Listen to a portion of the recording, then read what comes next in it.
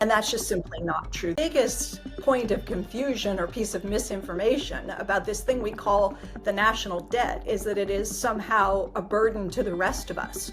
You'll hear people talk about the national debt burdening future generations.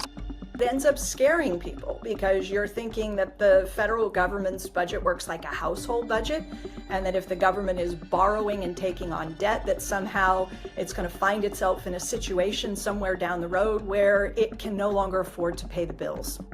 And that's just simply not true. The government's budget doesn't work anything like a household budget.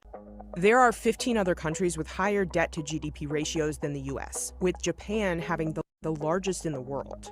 Economist Stephanie Kelton says Japan's economic situation illustrates why debt isn't as harmful as mainstream economists suggest it is. The Japanese government has been running fiscal deficits basically for the last 3 decades. Has it been inflationary? No. Has it driven interest rates sky high and crowded out private investment?